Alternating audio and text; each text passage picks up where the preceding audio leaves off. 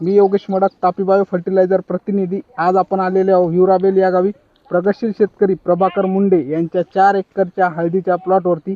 तरी त्यांच्याकडून आपण जाणून घेऊया यावर्षी त्यांनी जे आहे ते कशा पद्धतीने हळदीचे नियोजन केलेले आहे। नमस्कार सर। नमस्कार। तुमचं नाव? प्रभाकर गणपत मुंडे। Mobile number? 9309992697। यावर्षी आपलं किती एकरचं हळदी क्षेत्र होतं? 4 एकर आहे समजा। 4 एकर हळदीचं क्षेत्र होतं। तर यावर्षी आपल्या हळदीची कंडिशन कशी आहे नेमकी? नंबर 1 ला आहे, सालाच्या वणीच आहे। लोकांच्या निघणत हां, आपली सालाच्या वणी जास्तीच वाटेल। शेतकरी बंधूंनो, यांनी जे आहे ते सड लागाव नाही म्हणून बॅक्टेरिया हा प्रोडक्ट जवळजवळ 2दा सोडलेला आहे। 4 एकरला नाही म्हणलं तरी 8 किलो यांनी वापरलेला आहे। 2 टप्प्यात वापरलेला आहे। त्यांच्याकडून जाणून घेऊया तुमच्या प्लॉटला कोणत्याही प्रकारची सड किंवा हुमणी नाही प्रादुर्भाव आहे? कोठट पाया नाही, वाटू लागलं पाटा पाडणं लागती का काय, पाटाण बी नाही, पाटाण पण नाही जिथं हो. म्हणजे पाणी हे क्षेत्र तर पाटाचंच आहे। हा, पूर्ण हे चिबडीचं जमीन आहे आणि पूर्ण पाणी वाहते यात, तरी याच्या प्लॉटला कुठल्याही प्रकारची सड नाही।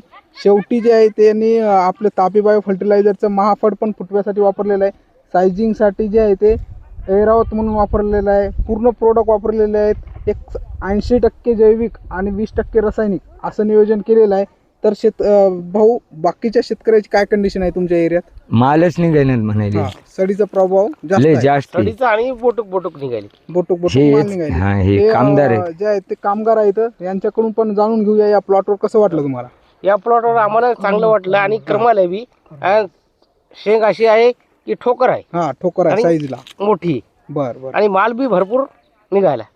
शेतकरी बंधूंना शेंग याचा उरकायला ना माल, हा, हे लोकांचे याचा उरकणं रोजगार परिचय। साईज पण चांगली आहे आणि एक सडमुक्त हळद आहे, निरोगी प्लॉट आहे।